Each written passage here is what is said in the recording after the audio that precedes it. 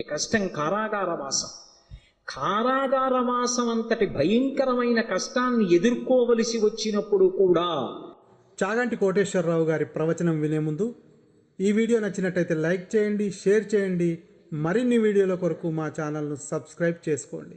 కాలభైరవ చరిత్ర చదివినా, కాలభైరవాష్టకం చదివినా, కాలభైరవోపాసనం చేసినా వాళ్ళు రక్షింపబడతారు అంటుంది శాస్త్రం. అంత అద్భుతమైనటువంటి మూర్తి ఆ కాలభైరవుడు. సాక్షాత్ పరమేశ్వరుడే కాలభైరవుడిగా ఆవిర్భవించాడు ఒకానొకప్పుడు.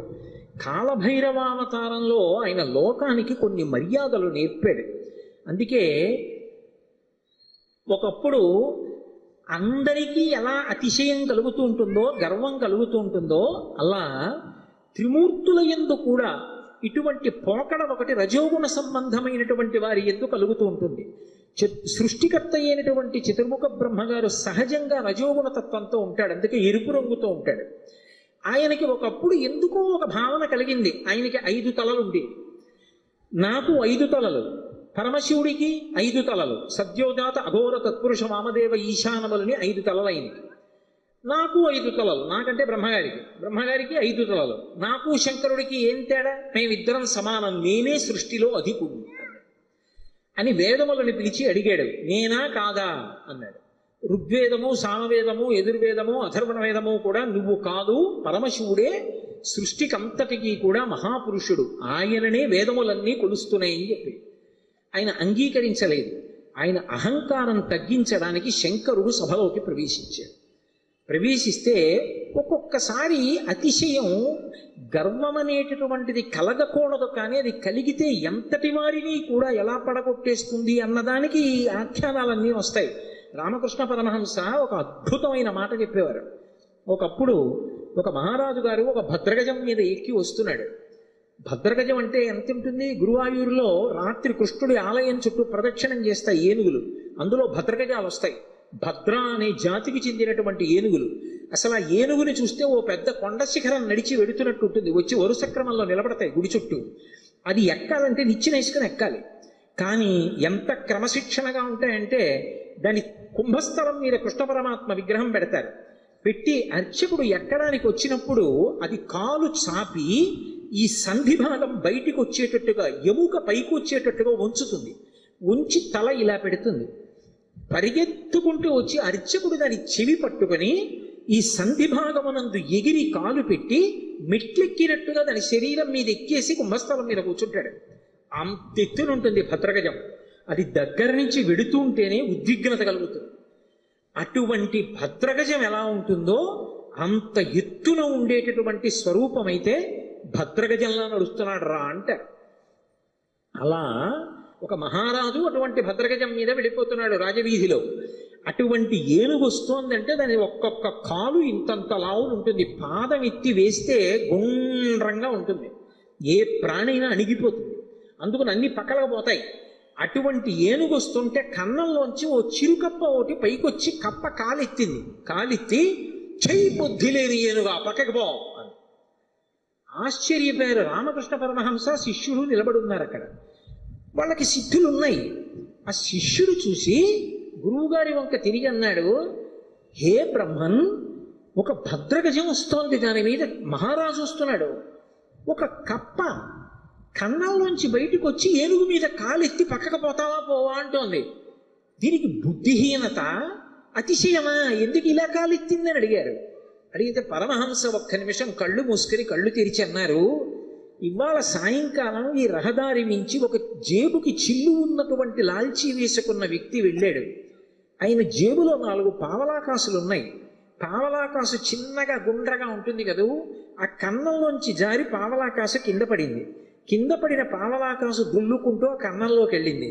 కన్నంలో కప్ప ఉంది, కప్పకి పావలాకాసు దొరికింది. ఇప్పుడు కప్ప దగ్గర పావలా ఉంది కదూ, ఏనుగు మీద కాలెత్తింది.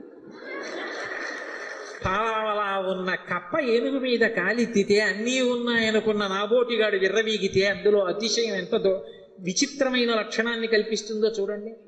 బ్రహ్మగారి అంతటి వాడికి ఒకప్పుడు ఈ ఆవేశం వచ్చింది. ఎందుకు అంటే తలల సంఖ్య లెక్క పెట్టాడు. నాకు 5, నీకు 5. ఇదే బ్రహ్మగారి కౌశికీ వృత్తాంతంలో పార్వతీదేవి దగ్గర అంత వినయంతో మాట్లాడాడు. ఒకనాడు నా నొసటి నుంచి పైకొచ్చావు, నాకు పుత్రసముడివి, నా కాళ్ళు పట్టుకు నమస్కరించు, ఆశీర్వదిస్తా అన్నాడు. శంకరుడు చూశాడు, ఓహో చాలా ఉద్ధతితో ఉన్నాడు, అహంకారంతో ఉన్నాడు. నాకు 5 తలలు, తనకు 5 తలలు అనుకుంటున్నాడు. కానీ నా 5 తలల వెనక ఒక తత్వం ఉంది. అది తూర్పుకి తిరిగి ఉన్నటువంటి తలని తత్పురుష ముఖం అంటారు, దక్షిణానికి ఉంటే అఘోర ముఖం అంటారు, పశ్చిమానికి ఉంటే సజ్జోజాతం అంటారు, ఉత్తరానికి ఉంటే వామదేవం అంటారు, పైకుంటే ఈశానం అంటారు. ఈ పంచభూతముల మీద మోక్షం మీద అధికారం కలిగి ఉంటాడు 5 ముఖాలతో. ఖట్మండూలో ఉంటుంది 5 తలలతో ఆ శివలింగం. నాతో సమానుడు అనుకుంటున్నాడు ఈ బ్రహ్మగారు. ఆయన బ్రహ్మమస్తకావళి నిబద్ధతే నమః శివాయ అని పేరు. ఈ సృష్టి అంతా కూడా కల్పాంతం అయిపోయినప్పుడు బ్రహ్మగారు పడిపోతాడు. పడిపోతే చూస్తాట శంకరుడు, అయ్యో పాపం, మొట్టమొదట పుట్టాడు అందరికన్నా, వేదములు ఇచ్చి సృష్టి చెయ్యమన్నాను, ఈయన కూడా బొత్తిగా ఇలా శ్మశానంలో పడిపోతే ఏం బాగుంటుంది, ఈయనకు మంచి స్థానం ఇద్దామని చెప్పి ఆ పుర్రి తీసి ఓ తడపలో గుచ్చుకుని మెళ్ళో వేసుకుంటాడు. ఆయనకి చేతకాక కాదు, ఓ బంగారం గొలుసు చేయించి ఇచ్చేవాళ్ళు లేక కాదు, బ్రహ్మగారిని గౌరవించడానికి ఓ పుర్రేసుకున్నాడు.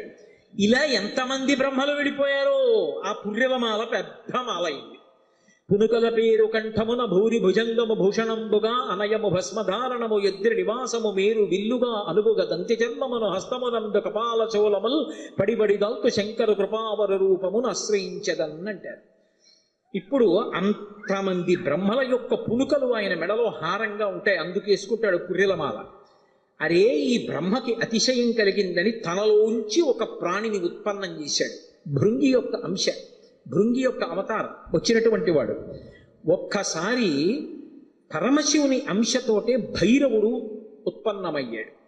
ఆ భైరవుడు ముమ్మూర్తుల పరమశివుడు ఎలాగే ఉంటాడో అలాగే ఉంటాడు. ఆయన వస్తూనే ఆ బ్రహ్మగారి యొక్క పైన ఉన్నటువంటి తలకాయని పెద్ద యుద్ధం చేయలేదు, ఇలా గిల్లేశాడంతే. లోకంలో చూడండి ఒక మాట అంటారు, అదే అలా గిల్లేస్తున్నాయి అంటారు. అన్నిటికన్నా తేలిక ఏమిటంటే గిల్లేయడమే.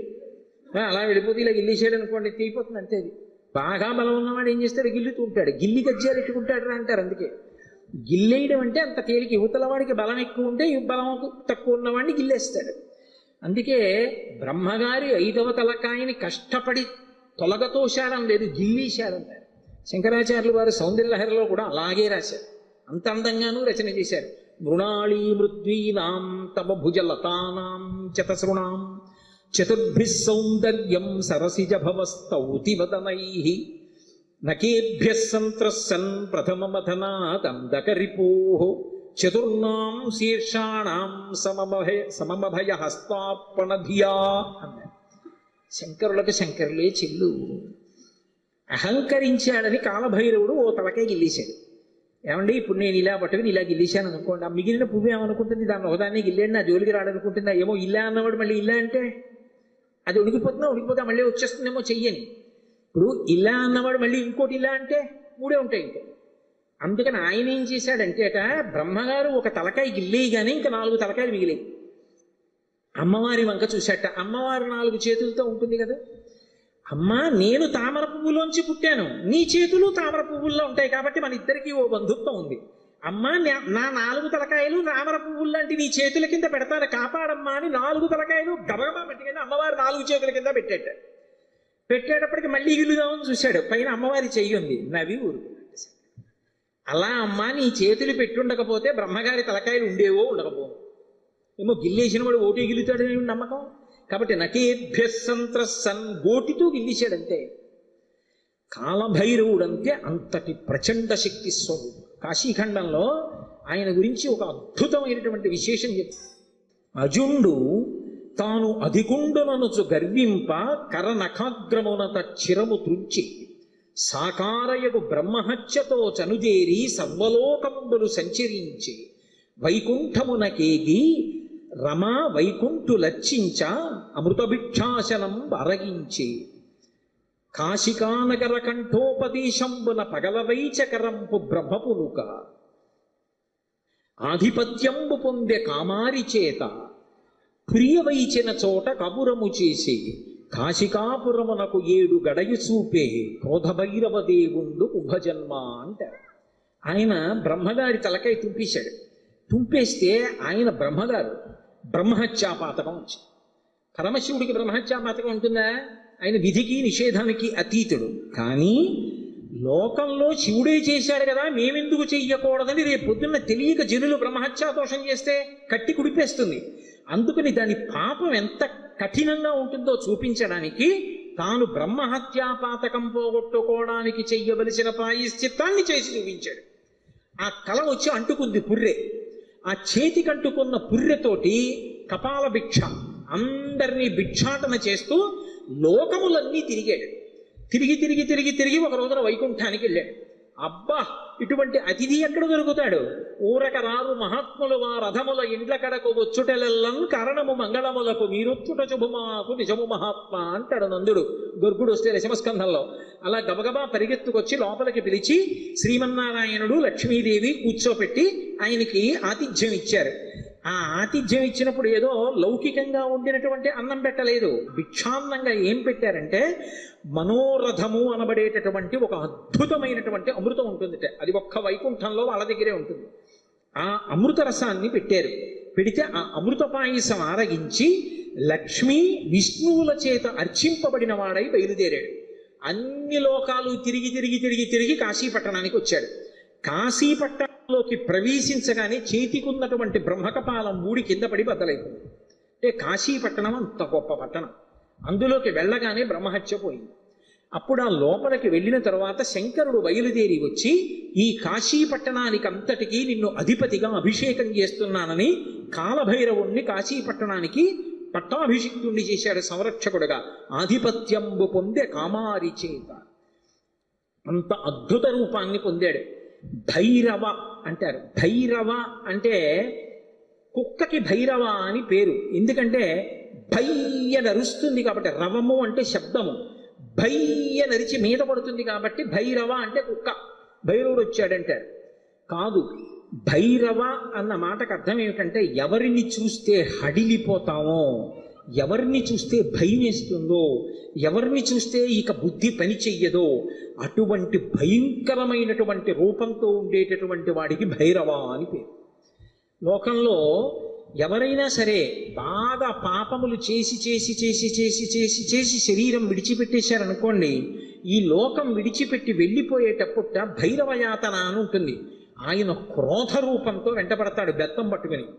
ఆయన్ని చూసేటప్పటికి భయపడి చెమటలు కక్కుతూ పరిగెడతారు. పరిగెత్తి పరిగెత్తి పరిగెత్తి దాహార్తితో యమసదనం దగ్గర అగ్నిజ్వాలలతో ఉంటుంది తోరణం. ఆ తోరణం కింద నుంచి దూరుతాడు కాలిపోతూ. ఆ దోషం పోవాలి అంటే కాలభైరవ దర్శనం చేస్తారు. కాఠ్మండూలో కాశీపట్టణంలో కాలభైరవ దేవాలయాలు ఉన్నాయి. కాలభైరవ దర్శనం చేస్తే భైరవ దండన అని ఆయన వేస్తాడు. ఓ బెత్తం పెట్టి ఓసారి వీపు మీద కొడతారు ఇలాగా. అంటే అక్కడతో ఆ పాపాన్ని తీసేస్తాడు. ఆ చాలా అనుగ్రహమూర్తి. అలాగే కార్తీక మాసంలో వచ్చేటటువంటి పౌర్ణమి నాడు జ్వాలాతోరణం చేస్తారు. కొత్త గడ్డి తీసుకొచ్చి తోరణం కట్టి ఆ గడ్డి అంతా పెట్టి ఆవు నెయ్యి పోసి వెలిగిస్తారు. వెలిగించి పార్వతీ పరమేశ్వరులు పల్లకీలో వెళుతుంటే హరహర మహాదేవ శంభో శంకర అంటే భక్తులు కూడా పల్లకీతో వెళ్ళి మళ్ళీ వస్తూ ఉంటారు. ఎందుకు అలా వెళ్ళి వస్తూ ఉంటారు అంటే నరకలోకానికి వెళ్ళి అగ్నితోరణం కింద నుంచి దూరవలసినటువంటి అగత్యాన్ని తీసేసి ఇక్కడే అగ్నితోరణం కింద నీవు అక్కడ చూడక్కర్లేదురా, నేను నీకు అండ ఉంటాను, బెంగ పెట్టుకోకని ఆయన నడిచి ఆయన వెనక మనం నడిస్తే ఇంకా అక్కడ అగ్నితోరణం చూడక్కర్లేదు, తిన్నగా మంచి లోకాలకు వెళ్ళిపోతాడు. దానికోసం ఇక్కడ ఆయన అద్భుతమైనటువంటి జ్వాలాతోరణం చేస్తాడు. మనం చేస్తే అనుగ్రహాన్ని శంకరుడి ద్వారా పొందుతామని. అందుకని భైరవ అంటారు. శంకర భగవత్పాదులు కాలభైరవుని యొక్క వైభవం మీద ఒక అష్టకం చేశారు. దేవరాజ సేవ్యమాన భావనాంగ్రి పంకజం వ్యాళయజ్ఞ సూత్రం ఇందు శేఖరం కృపాకరం నారదాది యోగి బృంద వందితం దిగంబరం కాశికాపురాదినాథ కాలభైరవం భజే. నారదాది యోగి బృంద వందితం దిగంబరం అంటారు.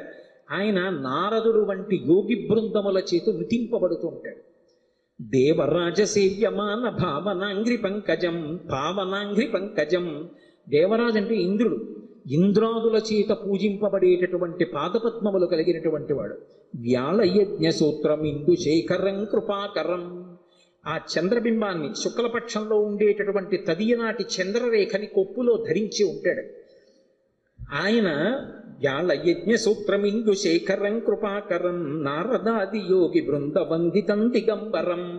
ఆయన దిక్కులన్నీ ఆయనకి అంబరములై ఉంటాయి. ఆ దిక్కులు అంబరములై ఉన్న మీదట కొత్తగా ఇక వస్త్రాన్ని కట్టుకోడు, దిశములతో ఉంటాడు. అది ఒకటి. అసలు తెలుసుకోవలసిన రహస్యం వేరే ఉంటుంది. ఎప్పుడైనా మీరు శివాలయంలోకి వెళ్ళినప్పుడు కాలభైరవ దేవాలయానికి వెడితే బట్ట ఉండదు, ఆయన దిగంబరంగా నిలబడి ఉంటాడు. ఎందుకు అలా ఉంటాడు అంటే దానికి ఒక కారణం ఉంది. అంబరము దేనికి కట్టుకుంటారు అంటే, వస్త్రము కట్టుకున్నాడు అన్న మాటకి తాత్వికమైనటువంటి అర్థం ఏమిటి అంటే, లజ్జ పొంది ఉన్నారు, ఎవరు తనని చూసి సంతోషించాలో వాళ్ళు మాత్రమే సంతోషించాలి తప్ప అన్యులు తనని ఇంకొకలా చూడకుండా ఉండడానికి వస్త్రం కట్టుకుంటారు. సభాముఖంగా అంతకన్నా మాట్లాడకూడదు. బట్ట దేనికి కట్టుకుంటారు అంటే, ఏ పురుషుడు తనని ఎలా చూడాలో అలాగే చూడాలి. భర్త అయితే దాని అవసరం లేదు, భర్త కానివాడు ఇంకొకలా చూడడానికి వీల్లేదు. అంబరము ధరించి ఉంటారు. అంబరము భక్తికి సంకేతం. భక్తి అంబరమును కట్టుకుంటారు. భక్తి అంబరం కట్టుకుంటే పురుషుడి చేత ఆకర్షింపబడతాడు. ఎవరా పురుషుడు? ఒక్కడే పురుషుడు. పతిం విశ్వస్యాత్మేశ్వరగం శాశ్వతగం శివమచ్యుతం. ఆ భగవంతుడు ఒక్కడే పురుషుడు. ఆధ్యాత్మిక సంప్రదాయంలో అందరం స్త్రీలమే, మనందరికీ పతి ఆయన. ఆయన కొరకు భక్తి అన్న బట్ట కట్టుకుంటాం. అసలు పరమేశ్వరుడు ఎవరి కోసం కట్టుకోవాలి? ఎవరి పట్ల భక్తితో ఉండాలైనా? ఆయన ఎవరిని పొందాలైనా? ఆయన పొందడానికి ఇంకెవరు లేరు, అందరూ ఆయన్ని పొందుతారు. అందుకే ఆయన బట్ట కట్టుకోడంటే భక్తి అన్న నంబరం ఆయన కట్టుకోక్కర్లేదు. అందుకు దిగంబరుడు. ఆ దిగంబర అన్న మాటను అలా అర్థం చేసుకోవాలి. అందుకే యోగి సంప్రదాయంలో ఈ దిగంబర అన్న మాట మీకు కనపడుతూ ఉంటుంది. కాబట్టి నారదాది యోగి బృంద వందితం దిగంబరం కాశికాపురాధినాథ కాలభైరవం భజే. అటువంటి కాలభైరవుణ్ణి నేను భజిస్తున్నాను. భానుకోటి భాస్వరం భవాబ్దితారకం ప్రభుం నీలకంఠమీప్సితార్థదాయకం త్రిలోచనం కాలకాలమంబుజక్షమక్షశూలమక్షరం కాశికాపురాధినాథ కాలభైరవం భజే. ఇప్పుడు నేను అష్టకం అంతా ఎక్కడ చెప్పను. భానుకోటి భాస్వరం, కోటి మంది సూర్యులు ఉదయిస్తే ఎలా ఉంటుందో ఆయన కాంతి అలా ఉంటుంది. భవాబ్ధితారకం ప్రభుం, సంసారం అనే సముద్రాన్ని దాటించేస్తాడు ఆయన పాదాలు పట్టుకుంటే. నీలకంఠమిప్సితార్థదాయకం త్రిలోచనం, నీలకంఠుడై హలాహలవక్షణం చేసినటువంటి శంకరుడై లోకములను అనుగ్రహించగలిగిన వాడై భక్తజనుల యొక్క ఈప్సితములను తీర్చగలిగిన వాడై ఉంటాడు. నీలకంఠమీప్సితార్థదాయకం త్రిలోచనం కాలకాలమంబుజక్షమక్షశూలమక్షరం, చేతిలో అక్షమాల పట్టుకుని జ్ఞానాన్ని ఇవ్వగలిగిన వాడై ఉంటాడు. అందుకే అక్షమాల అంటే ధ్యాన స్థితిని కటాక్షిస్తాడు. పుస్తకాలు చదవడం గొప్ప కాదు, ధ్యానం చేయగలిగి ఉండాలి. ఆ మనస్సు చెప్పినప్పుడు మాట వినాలి. పిలవగానే మనసు వెనక్కొచ్చి ఎవరిని చూడమంటున్నానో వాళ్ళని చూడాలి. రా చూడు పార్వతీ పరమేశ్వరుల పాదద్వంద్వాన్ని అనేటప్పటికీ అది గబగబా వచ్చి కూర్చుని చూడడం అలవాటు అవ్వాలి. మనసు ఎలా వినాలి అంటే, కుక్క మాట విన్నట్టుగా వినడం, ఎద్దు మాట విన్నట్టుగా వినడం మనసుకి రావాలి. కుక్క చూడండి అన్నాను అనుకోండి పరిగెత్తుకొస్తుంది, కుక్క పిలిస్తే వచ్చినట్టు. ఎద్దు చూడండి కొత్తగా గిత్తని బండికి కట్టారనుకోండి, బండి ఎత్తి పట్టి రైతు దా దా అంటే అది రాదు. బలవంతంగా తీసుకొచ్చి కాడి మెడ మీద పెట్టారనుకోండి తోసేస్తుంది, అటుపోతుంది ఇటుపోతుంది. 4 మాటలు అలవాటు చేసి కొట్టి దుక్కి దున్నించి చేశాడనుకోండి, ఆ తర్వాత రైతు ఇక ఎద్దు దగ్గరికి వెళ్ళడు. వచ్చి ఆ బండి కాడి పట్టుకుని ఇలా పైకి ఎత్తి పట్టుకుంటాడు. ఇలా ఎత్తి పట్టుకుని ఆ 2 కాడిలా సమానంగా వస్తుంది అంటాడు. 2 ఎద్దులు నిద్రపోతున్నవి లేచి ఒళ్ళు విరుచుకొచ్చి మెడబెట్టేస్తాయి. పిలవలేదు ఆయన, ఏమి దా అని కూడా అనలేదు, అంటే చాలు 2 ఎద్దులు వచ్చాయి. అలా అన్నంత మాత్రం చేతనే ఎద్దులు వచ్చేస్తూ ఉంటే సాధన చేత మనసు వెనక్కి రావద్దు, రావాలి. అలా వచ్చేటట్టు చెయ్యగలిగిన వాడు, సాధనా బలాన్ని అనుగ్రహించగలిగిన వాడు కాలభైరవుడు. కాలస్వరూపంతో ఉంటాడు. అందుకే కాలకాలమంబుజక్షమక్షశూలమక్షరం కాశికాపురాధినాథ కాలభైరవం భజేత్. అందుకే కాలభైరవష్టానికి ఫలశ్రుతి చెప్తూ కాలభైరవాష్టకం పఠంతి ఏ మనోహరం జ్ఞానముక్తి సాధనం విచిత్ర పుణ్యవర్ధనం శోకమోహ దైన్యలోభ కోపతాపనాశనం తే ప్రయాంతి కాలభైరవంగ్రి సన్నిధిం ధ్రువం అంటారు. ఎవరు కాలభైరవాష్టకాన్ని చదువుకుని ప్రతిరోజు కాలభైరవుడికి నమస్కరిస్తాడో వాడికి భక్తి చిత్తశుద్ధి, వైరాగ్యము, జ్ఞానము, చిట్ట చివర మోక్షము ఆయన అనుగ్రహిస్తారు. శరీరం విడిచిపెట్టిన తరువాత భైరవయాతన పొందకుండా మోక్షమును అనుగ్రహించగలడు అంటే ఆయన ఎంతటి శక్తివంతుడో మీరు ఆలోచించవచ్చు. కాశికా పట్టణానికి అంతటికీ కూడా అధిపతి అయి ఉంటాడు. అటువంటి మహానుభావుడైనటువంటి కాలభైరవుని యొక్క స్మరణము చాలు, సమస్త పాపములు నశించిపోతాయి. అంత గొప్ప కాలభైరవుడు శివాలయంలో ఈశాన్య దిక్కున నటరాజస్వామి వారి పక్కన విరాజమానుడై ఉంటాడు. అలాగే శంకరుడి పరివారంలో ఎప్పుడూ విడిచిపెట్టనటువంటి వారు నా సర్పములు ఆయన్ని ఎప్పుడు విడిచిపెట్టవు. ఏదో అలా అనడమే కానండి, నిజంగా ఆయన పరివారం అద్భుతమైన పరివారం. సాయంకాలం అయ్యేటప్పటికి కవచం పెట్టేస్తారు. కవచం పెట్టారు అంటే ఇలా పాము పట్టి ఉంటుంది, మీరు చూసి ఉంటారు. కొన్ని చోట్ల శివాలయాల్లో శివలింగం మీద పడగ పట్టి ఉంటుంది. ఆ నైమిషారణ్యంలో అయితే ఒక అద్భుతమైనటువంటి శివాలయం ఉంది. ఆ శివాలయం యొక్క పానవట్టం మీద ఒక పాము పడుకుని ఉంటుంది. అది పడుకుని ఉన్నట్టుగా చిత్రీకరింపబడి ఉంటుంది. అద్భుతమైనటువంటి శివాలయం. అవన్నీ మీకు చూపిస్తారు. అక్కడే కొంచెం దూరం వెళితే రుద్రావర్తము అని గోమతి నది లోపల ధర్మరాజు గారు ప్రతిష్ఠ చేశాడు శివలింగాన్ని. సుడి ఏమీ కనపడదు, మీకు నీరు తిరగదు, కానీ ఇలా నీరు వెళ్ళిపోతూ ఉంటుంది. దాని ముందు కానీ వెనక కానీ మీరు మారేడాకేస్తే పైనుంచి తేలి వెళ్ళిపోతుంది. శివలింగం లోపలున్న చోటుకొచ్చి మారేడు దళం వేస్తే నిలువుగా లోపలికి వెళ్ళిపోతుంది. మీరు 100 జామకాయలు, జామ పళ్ళు తీసుకెళ్ళి అందులో వేయండి, మీరు ఏమీ అడగకపోతే ఒక్క కాయ పైకి రాదు, నిలువుగా వరుస క్రమంలో లోపలికి వెళ్ళిపోతాయి. స్వామి ప్రసాదం ఇవ్వండి అని పైకి అడిగారు అనుకోండి, అన్ని పళ్ళు లోపలికి వెళ్ళిపోయి ఒక్క పండు పైకి వస్తుంది.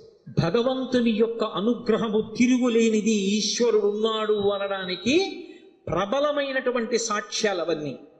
కాబట్టి ఆ పావు అనేటటువంటిది శివలింగం మీద పడగ పట్టి ఉంటుంది, అమ్మవారి యొక్క స్వరూపం. ఆ నాగులు ఎప్పుడూ శంకరుడితో అనుబంధంతో ఉంటాయి. అసలు ఆ పాము దేనికి గుర్తు అంటే కుండలిని శక్తికి ప్రతీక, అమ్మవారికి ప్రతీక.